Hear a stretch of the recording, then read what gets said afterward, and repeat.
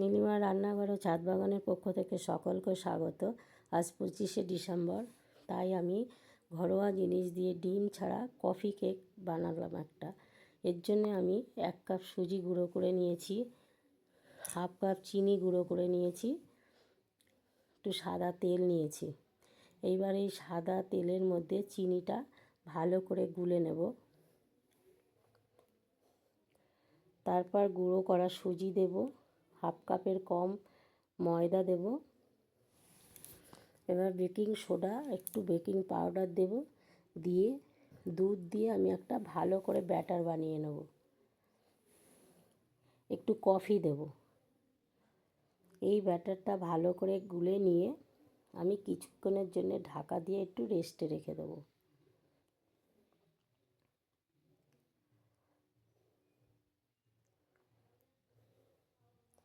এইবার কিছুক্ষণ পরে ঢাকাটা খুলে নিয়ে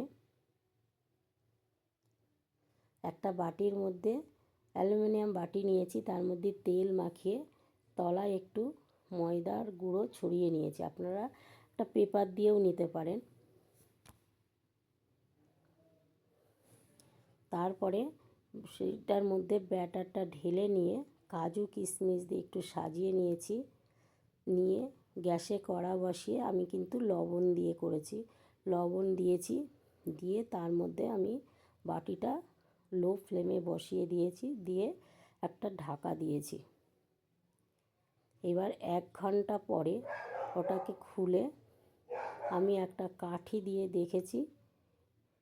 দেখুন ভিতরে আর কোনো নরম নেই, শুকনো হয়ে গেছে, কাঠিতে একটু লেগে নেই। আর মাথাটা চেপে গেছে, আমার ঢাকনাটা একটু চেপে গিয়েছিল সেই জন্য। এবার দেখুন সেটাকে আমি বাটি থেকে তুলে নিলাম। এটা কিন্তু এখনও গরম। দেখুন এবার আমি কেটে দেখাচ্ছি কত সুন্দর স্পঞ্জ ও নরম হয়েছে।